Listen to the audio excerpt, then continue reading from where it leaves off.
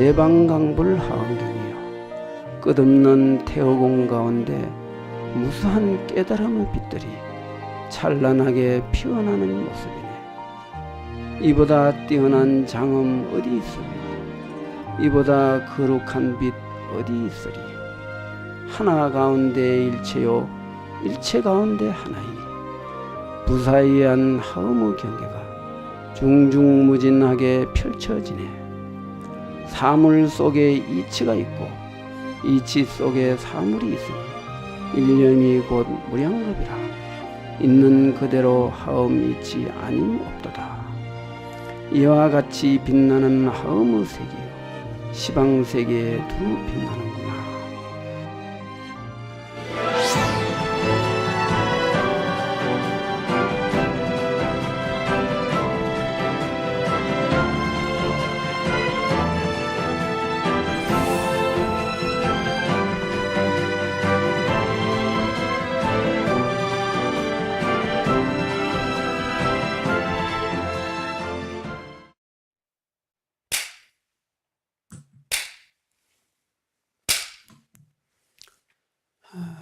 늦가을 날씨가 굉장히 차갑습니다.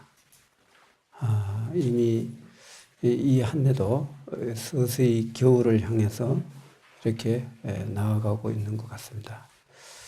이 사람들은 이 계절적인 이 변화 속에서 마음도 관리를 잘해야 되지만 이 몸 관리, 육체 관리도 잘 하지 못하면은 감기라든가 여러 가지 그 변화기에 계절적인 병이 생길 수 있습니다. 오늘 이 추운 날씨에 무릅쓰고 강의를 듣기 위해서 오신 불자님들 참으로 반갑습니다. 이제 하은경 12품째 이제 오늘은 현수품 요점 강서를 하겠습니다. 먼저 그 나눠주신 그 글을 쪽지를 좀 보시기 바랍니다. 늘 내가 이렇게 개송을 시를 얻는 것은 그 대의를 이해하는데 일단 도움이 되기 때문이니까 우리 불자님들 요 서시를 잘 이렇게 보셔야 됩니다. 보리심의 공덕. 끝없는 허공은 어디에서 나왔는가? 허공의 성품은 무엇인가? 내가 나를 바르게 깨우치지 못하면 허공의 성품을 이해하지 못한다. 믿음은 도의 근원 공덕의 어머니라면 그것은 있는 그대로 참모습을 바라보는 것이다. 믿음 속에 청정이 있고 청정 속에 깨달음이 있다면 무변 허공과 깨달음은 둘이 아니고 둘 아닌 신심 속에 허공이 있다. 보리심 일으킨 무량한 공덕이요 이것이 진정한 신심 아니겠는가. 요번에 이 현수품에서는 우리 불교계 많이 해자되는 글들이 자주 나옵니다. 특히 여기에서는 십신 10가지 믿음에 대한 그 내용이 아주 자세하게 이렇게 설명되고 있어요. 그러면은 여기서 지금 서시 가운데 무변허공과 깨달음은 둘이 아니고 둘 아닌 신심 속에 허공이 있다 이렇게 했습니다. 허공과 깨달음이 둘이 아니라는 말을 이해하기가 좀 힘들죠. 이거는 굉장히 어려운 말입니다. 그러면은 원각경에 보면은 이런 말이 있어요. 무변허공 각소현발이라. 무변허공, 끝을 볼 수 없는 그 끝없는 허공도 깨달음에서 나타난 바다 이랬거든요. 우리가 일반적으로 허공을 어떻게 분별할 수 있는가요? 허공은 분별할 수가 없죠. 그러나 그 끝없는 허공도 깨달음이라는 그 바탕에서 바르게 이해가 될 수 있기 때문에 허공과 깨달음은 둘이 아니에요. 둘이 아니기 때문에 신심은 둘이 아니요 둘 아닌 것이 신심이다. 이렇게 말하는 거예요. 이거는 선입니다. 이쯤 되면은 그러나 그 뜻이 그렇다는 것 정도는 아시는 게 아주 본문을 이해하는 데 도움이 될 수 있습니다. 두 번째, 본품의 대의. 본품에서는 먼저 문수보살이 현수보살에게 보리심에 관한 공덕을 설해달라고 질문하니 여기에 대해 현수보살은 보리심을 일으킨 초발심의 공덕과 그 행상을 설했으며 초발심으로부터 갖게 되는 신심이 무량한 공덕이 무량무변함을 설하고 있습니다. 또 신심에는 삼보를 믿는 공덕으로 나머지 얻게 되는 이익이 있으며 이 신심으로 인해 불보살의 혼념 속에 진정한 보리심이 나온다는 것입니다. 요까지가 십신의 도리를 설한 거예요. 하안경에서는 십신, 십주, 십행, 십회양, 십지 이렇게 그 등각, 묘각까지 합쳐서 52라는 수행 점차를 가르쳤어요. 근데 그 십신, 십주 이렇게 등 52 수행 점차는 또 뒤에 나옵니다. 근데 여기에서는 간단하게 그 내용을 이 본품에서는 설했어요. 근데 먼저 십신의 도리, 10가지 믿음에 대한 10가지 도리를 이렇게 그 개송으로 설하셨는데 조금 이따 볼 수가 있습니다. 그 다음에 이제 십신을 설하고 난 뒤에 십주라는 그 뜻을 간단하게 개송 한두 편으로 이렇게 설하셨는데 이 보리심으로 십주위에 들어가고 여기에서 바로 부처의 집에 태어나 모든 수행 방편을 닦아 믿음의 즐거움과 마음 청정을 얻어 최상승심을 얻게 됩니다. 또 최상승심을 얻으면 십행위에 들어가 항상 바라미를 닦고 마연을 구족하며 이로써 법답게 부처님께 공양하는 것입니다. 이러한 공양으로 부처님을 생각하는 마음 때문에 부동심을 얻고 무량한 부처님을 친견하게 됩니다. 만일 무량한 부처님을 친견하면은 열애의 몸이 상주함을 보게 되고 열애의 몸이 상주함을 깨우칠 때 불생불멸의 법을 알고 걸림없는 변제로 연설을 하게 되며 이 변제로 무수한 중생을 제도하고 중생을 향한 대비심을 갖추게 되는데 이것을 십회양위의 경계입니다. 다음으로 십지위를 차례로 설했고 이어 삼업을 닦는 공덕이 무량함을 설했습니다. 그랬거든요. 여기서 왜 이 하안경에서는 이 52위 수행 점차를 중요시하느냐면은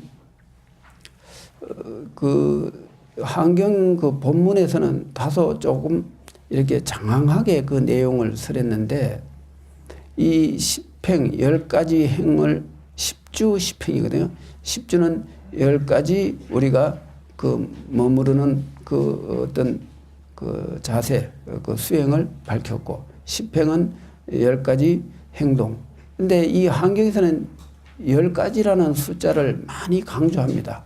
그것은 뭐를 뜻하느냐면 딱 10가지라는 그런 뜻이 아니고 그 만족한 숫자, 꽉 찬 숫자, 그것을 마치 가을의 보름달처럼 원만 구족한 그 의미를 갖고 있는 거예요.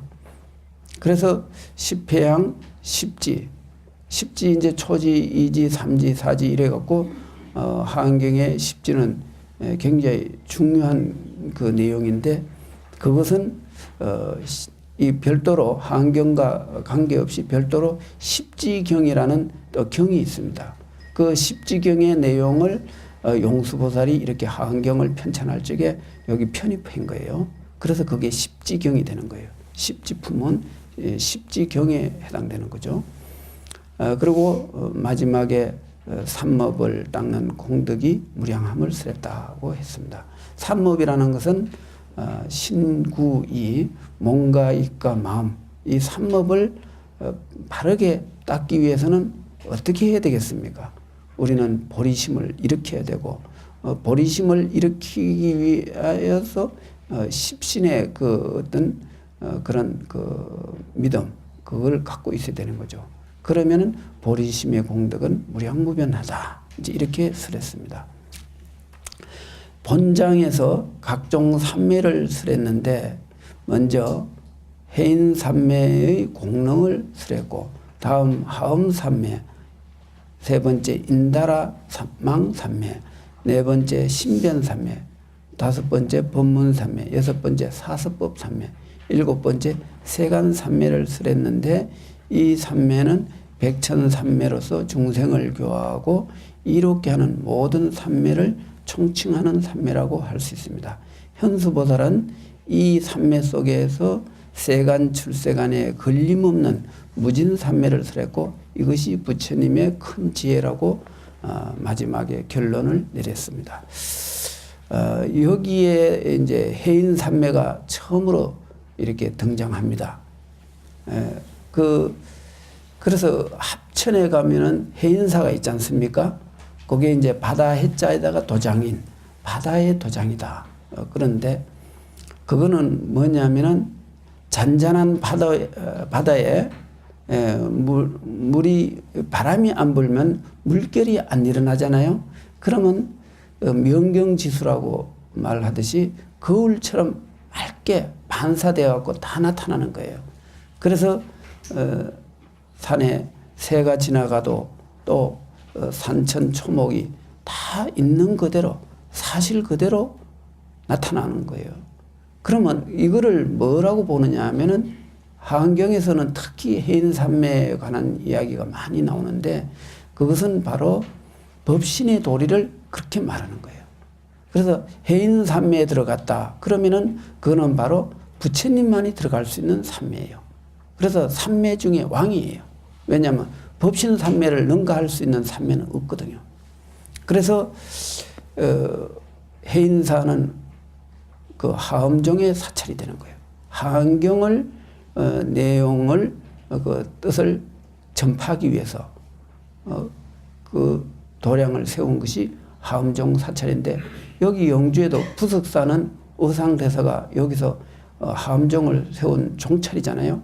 그러니까 이 의상대사가 한경 수행으로 그런 그 가르침을 폈기 때문에 의상대사의 제자 표온대사하고 그 10대 제자가 일으킨 사찰들이 다 하엄경의 10대 사찰에 해당돼요.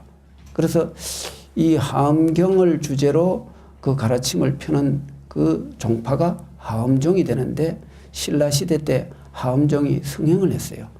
원효대사 같은 분은 그 하엄종의 소속은 아니지만 원효대사는 8종의 조사예요. 여러 부처님의 가르침을 다 두루 섭렵해서 그걸 중생의 근기에 맞게 가르쳤기 때문에 원효대사는 어느 한 종에 국집하지는 않았습니다. 그러나 의상대사는 오로지 하엄 가르침을 펴는데 평생을 전력을 기울였던 거죠. 그래서 이 해인삼매는 하엄의 그 법신도리, 그 법신이라는 것은 우주 만유의 존재 본래 모습이라고 보면 되죠. 본래 그 어떤 근본, 그 뜻을 말하는 건데, 이 해인삼매는 바로 법신을 정덕한 부처님만이 들어갈 수 있는 삼매예요. 그래서 이제 해인삼매의 그 위대한 그 공능을 이제 설했고, 그 다음에 하엄삼매. 하엄이라는 것은 빛날 하자에다 장엄 음자. 하엄이라는 것은 일체 삼라만상의 모든 이치가 하엄 해인삼매의 그 본체에서 나타난 온갖 미묘한 작용을 말해요. 그래서 하엄삼매는 해인삼매가 어떤 체에 해당된다면은 하엄삼매는 용에 해당돼요. 즉 작용에 해당되는 거죠.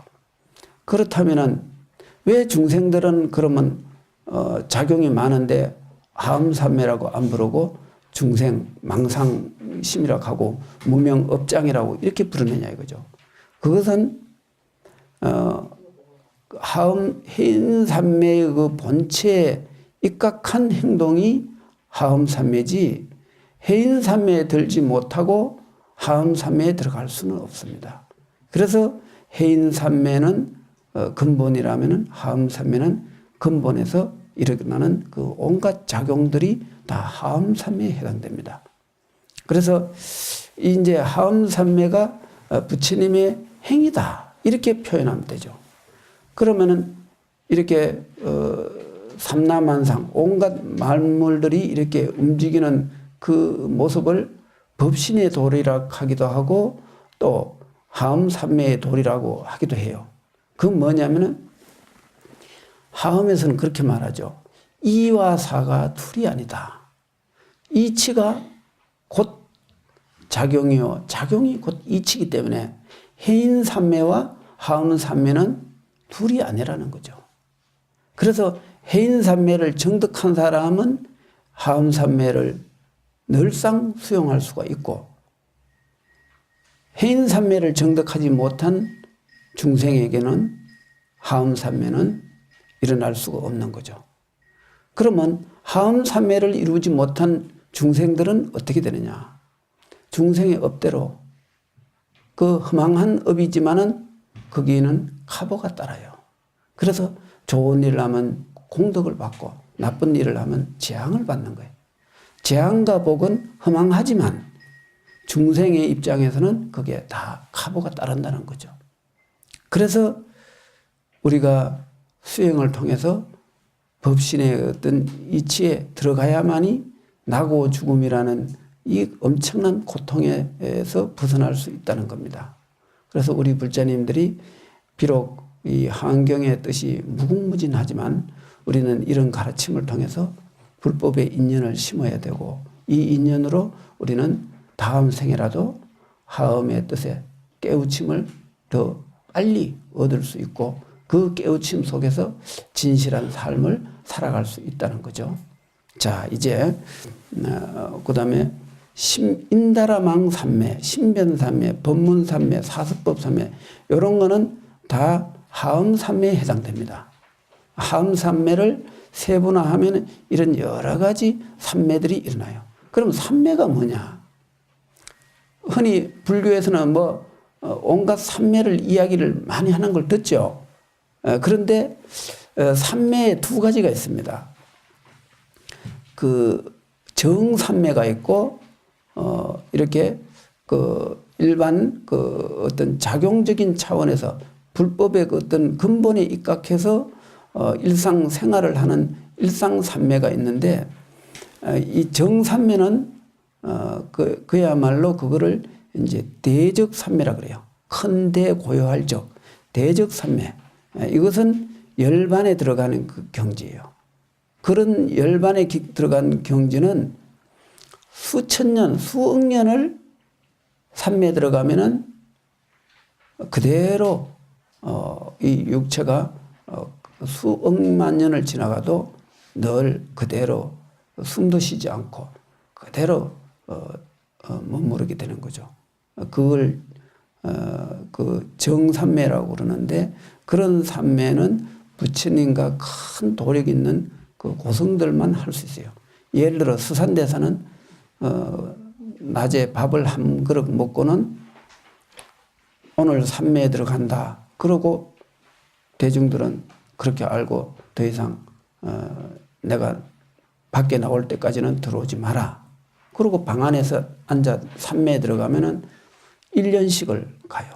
1년 동안을 꿈쩍도 않고 가만히 앉아서 정진하다 1년 후에 호련히 산매에서 나와갖고는 또 밥 한 그릇 뚝딱 먹습니다.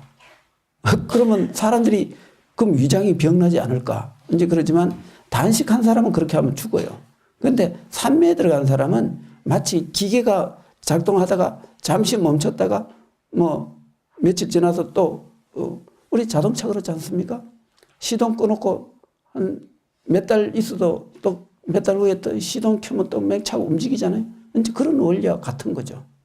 그래서 이제 그런 큰 산매 그거는 도력 있는 분들이 이제 들어가고, 이제 그런 그 도력 있는 분들이 일상생활 속에서 모든 행동하는 것이 삼매를 벗어나질 않아요. 그것을 일상삼매라고 그러는데, 그거는 어떤 경지냐 하면은 깨달음의 작용, 즉 해인삼매를 정득한 도인이 일상의 모든 행위가 전부 해인삼매를 바탕으로 일어나기 때문에 그것은 그 행주자와 어묵동정이 자유롭게 활동을 하지만은 그게 다 해인삼매의 작용에 해당돼요. 그래서 그런 삼매는 말도 하고 걸어가기도 하고 사람들과 대화도 하지만은, 그리고 밥도 먹고 다 온갖 일을 하지만 그것도 삼매에 해당되는 거예요. 근데 중생은 삼매라고 안 그래요. 왜냐하면 그건 업식에 의해서 움직이는 것이고, 성인들은 깨달음의 바탕에서 해인삼매에서 일어나는 작용이기 때문에 그거는 일상삼매라 그래서, 그러면 일상삼매에 들어가는 그런 도인의 급에서 그런 작용이 분별심이냐 아니면은 그게 무심이냐 하는 이제 있는데, 중생은 분별심이에요.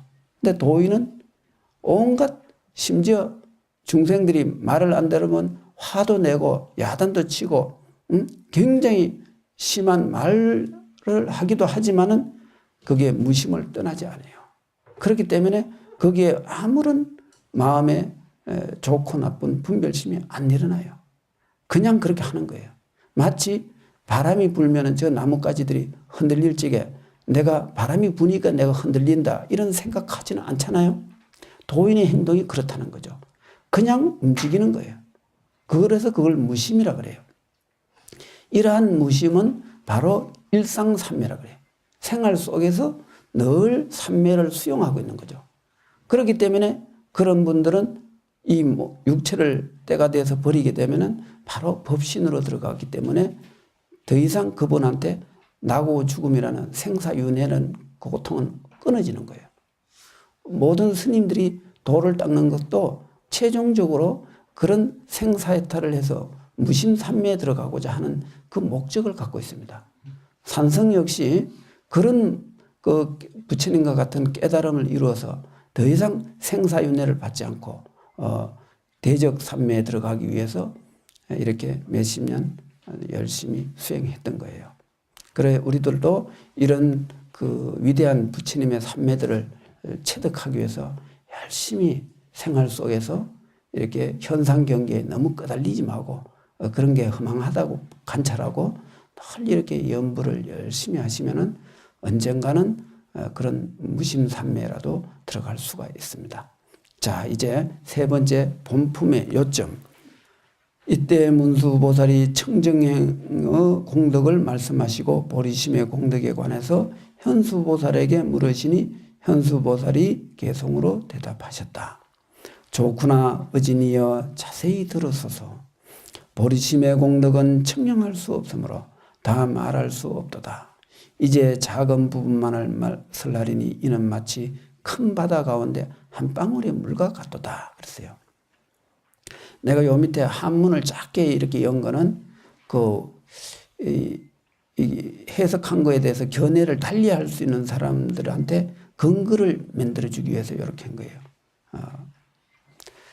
요거는 뭐 특별한 내용이 아닙니다.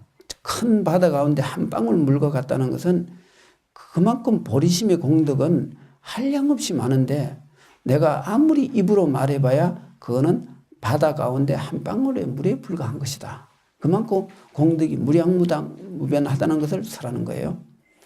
만약 어떤 보살이 처음 발심하여 맹세코 부처님의 깨달음을 구하고자 하는 마음을 내었다면 그 공덕은 끝이 없어 청량할 수 없으며 어디에도 비교할 수 없느니라 그랬어요.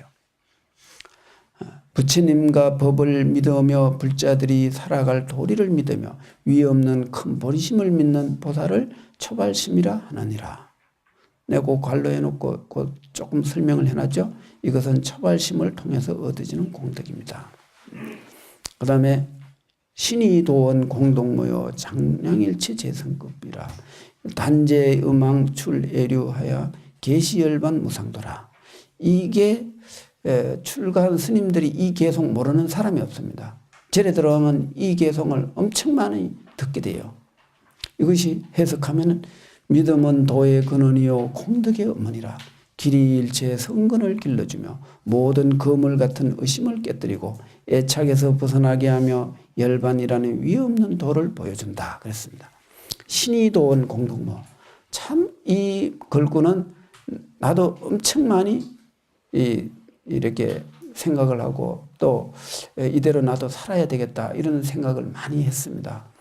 그래서 나는 그전에 수도함에 옛날에 주지할 적에 북글씨를 좀 많이 썼는 적이 있는데 이 신이 도원 공덕모 이거 한문을 써갖고 신도들한테 나눠주면 신도들이 이 쪽자를 걸어갖고 사무실에 갖다 걸어놓으면 부적처럼 효과가 있다고 엄청 좋아하는데 또 효과를 봤다는 사람도 있더라고요. 이제 그러는데 어쨌든 그 뒤에 너무 기복적으로 흐르는 것 같아요. 내가 이거 안 써요. 이제 부탁해도 안 쓰는데 한때 많이 썼어요. 신이 도원 공덕모 장량일체 제선법 참 이게 엄청나게 좋은 말입니다. 그래서 여기선 청량국사 소에 보면은 무구청정을 믿음이라 했으며 삼조 성찬대사는 신심불이요 불이신심이라고 했습니다.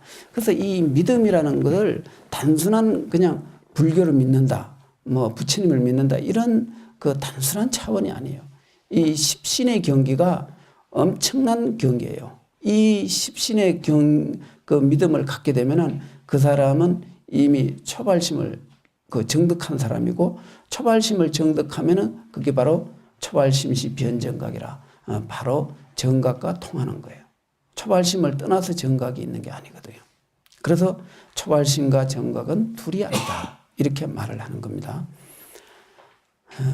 그 다음에 만일 능히 법답게 부처님께 공양하면 곧 능히 염불하는 마음이 흩어지지 않을 것이며 만일 일심으로 염불하면 곧 한량없는 부처님을 볼 것이다.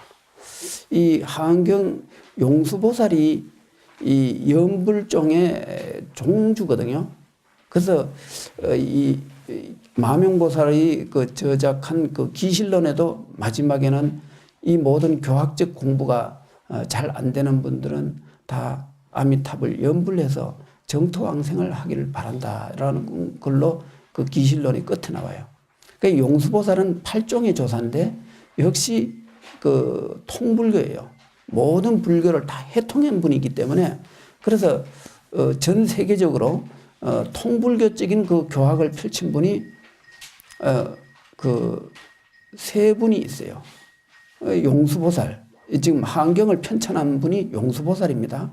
우리는 이 용수보살 약창계를 들어봤죠?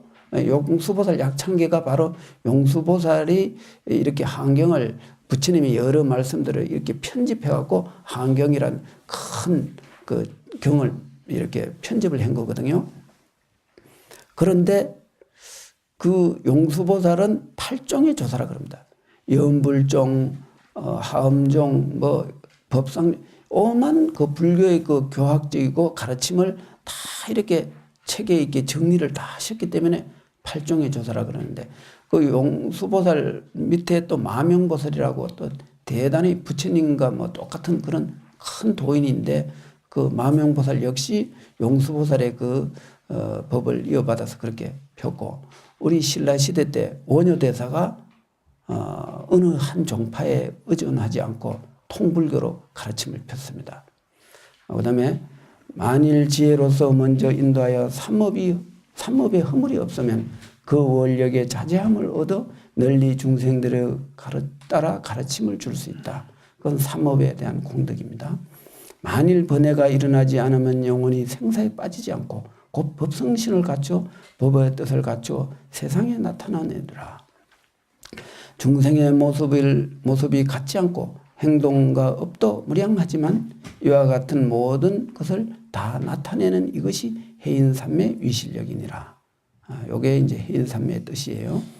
걸림없는 지혜가 불가사의하고 설법에 걸림없으며 보시계율 인욕 정진 선정 지혜 방편 신통 등이 자유자재한 그것은 다 부처님의 하음삼매의 힘이니라. 하음삼매의 뜻입니다. 강명을 놓아 묘하게 장엄하니 한량없는 보배의 꽃이 나왔는데 그 꽃의 색상이 다 수승하고 묘하거늘 이것으로 모든 부처님께 공양 올린다. 여기에 우방강명 묘장엄 출생무량 보였나. 나는 그 우리 불가에서 영가들을 천도할 적에 하음시식이라는 게 있어요. 이제 첫째하고 막째는 그 간음시식이를 위주로 천도제를 지내는데 중간에 이제 뭐 2제, 3제, 4제, 5제 중간에 작은 제 있잖아요. 요거는 다 절에서는 하음시식이라는 걸 지내요. 근데 하음시식에 우방강명, 향장음, 종종묘양, 지비장, 보산시방, 제국도, 공양일체, 대덕존 이런 그 개성이 쭉 나오는데 참 뜻이 참 묘하다. 이제 그랬는데 이 한경을 보니까 여기 다 나오네요. 그러니까 이 영가천도하는 법문들이 전부 이 한경에서 한문을 갖다 다 채집해갖고 이렇게 하는 거예요. 왜냐하면 영가천도하는 게 그게 쉽지 않거든요. 그거는 도력이 있어야 되고 수행력이 있어야 되고 또 연구를 할 적에 그 관법을 지을 줄 알아야 돼요. 영가가 그 업이 많은 영가가 어떻게 천도가 그렇게 되겠어요. 그렇기 때문에 오늘날 영가천도가 무슨 직업처럼 하는데 그 영가천도는 정말 도력 있는 스님이 지내줘야 그 영험이 있는 거예요.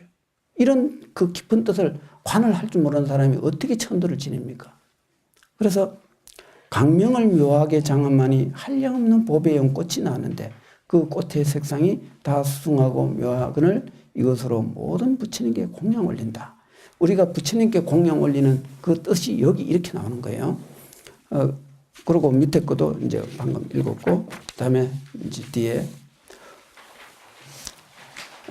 혹은 동쪽에서 선정에 들어갔다가 서쪽에서 출정하며 혹은 서쪽에 정에 들었다가 동쪽에서 출정을 한다.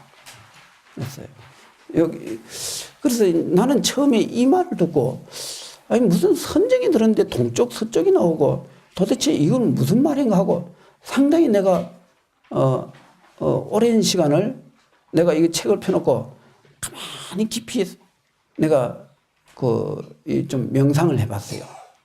도대체 이걸 어떻게 이해를 해야 되겠는가. 그래서 여러 가지로 내가 이렇게 그 부처님 말씀을 깊이 뜻을 참고한 결과 이것이 결국은 세간과 출세간의 원륜무한 그것을 한경에서는 이사무예라 그럽니다. 이와 사에 걸림없는 삼매는 선정, 삼매는 선정이라고도 해요. 선정과 삼매는 같은 뜻이거든요. 그런데 삼매가 어째서 동쪽에서 들어가고 서쪽으로 나오고 서쪽에서 들어갔다 동쪽으로 나오고 이게 왜 삼매가 그런 그 지역적 방소의 그 의지에서 설명이 됐는지 이거를 얼핏 들으면 이해가 잘 안 될 수가 있습니다. 그런데 이거를 깊이 생각해 보면 이사무예라는 하음의 정신에서 살펴보면은 여기 다 이해가 돼요.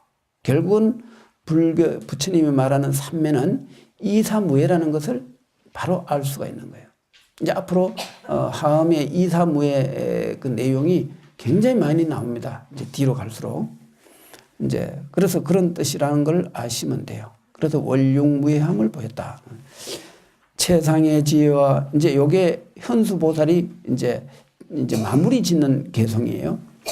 최상의 지혜와 강대한 지혜, 진실한 지혜와 끝없는 지혜, 어떤가는 지혜와 수승한 지혜인 이와 같은 법문을 지금 이제 설했노라 그랬거든요.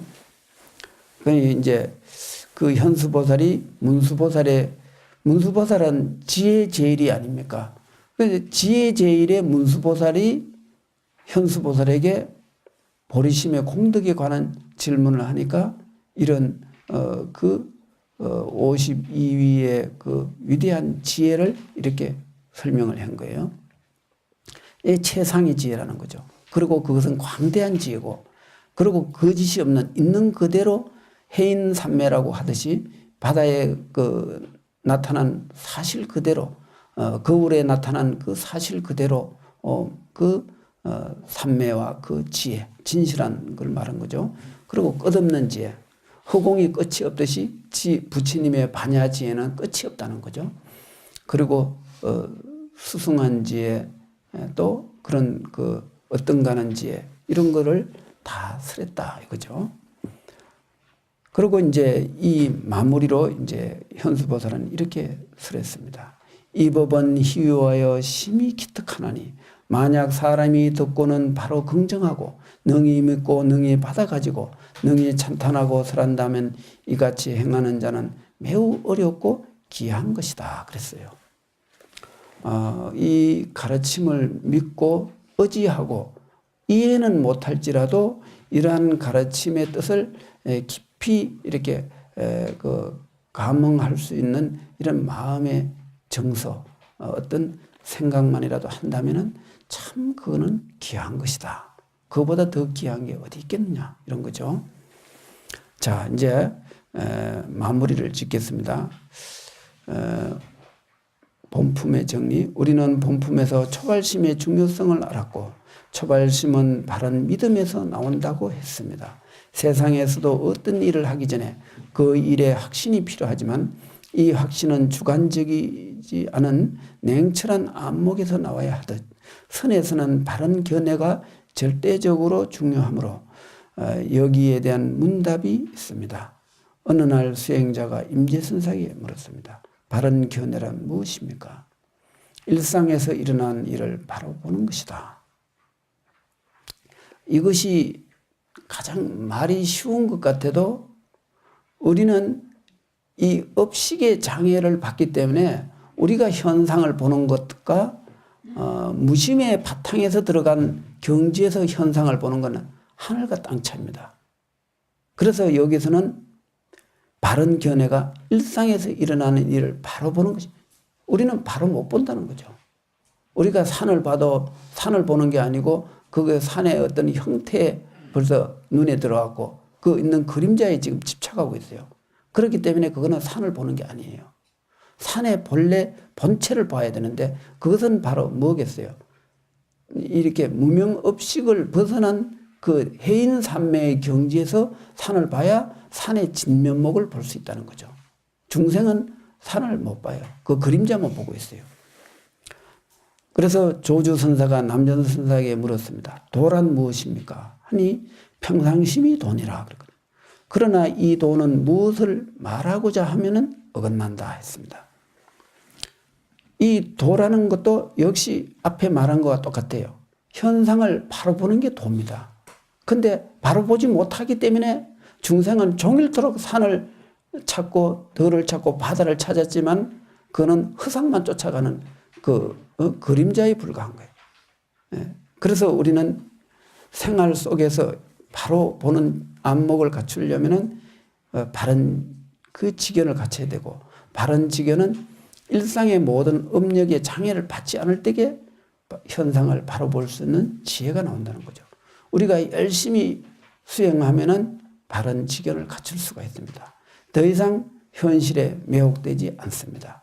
그런다면은 오용락, 재물, 세, 명예, 온갖 오용락이 내게 가까이 하더라도 그 오용락으로 인해서 우리 마음이 흔들리거나 또 그게 미혹하지는 않는다는 거죠. 그래서 좋고 나쁜 일에 흔들리지 않으므로 좋은 일을 봐도 담담하고 나쁜 일을 봐도 거기에 흔들리지 않고 있는 그대로 그 근본으로 들어간다는 거죠. 한경에서 말하는 초발심과 선사들이 말하는 평상심은 다르지 않다는 것을 알아야 됩니다. 그래야 하음의 초발심을 깨우칠 수 있습니다. 이것이 결국은 초발심과 믿음, 보리심과 초발심 그리고 바른 신심 이것은 다르지 않다는 것을 이 본장에서 다 보여줬습니다. 이제 우리는 초발심이 변정각이라는 이제 도리를 요쯤 되면은 이해할 수 있을 거예요. 그래서 초발심이 바로 구경각이요. 구경각이 바로 초발심이다. 왜? 초발심의 그 근본 그것이 바로 깨달으면 정각이거든요. 그렇기 때문에 정각을 이룬 그 마음을 보리심이라고 할 수 있고 그 보리심이 바른 믿음이에요. 그래서 믿음과 초발심, 보리심 이것은 다르지 않다는 것을 본 그 현수품에서는 잘 이렇게 정리되어 있는 거예요. 이제 다 아셨죠? 네, 오늘 강의는 요거로 마치겠습니다. 승부하십시오. 네, 선생님께 큰 박수 부탁드립니다.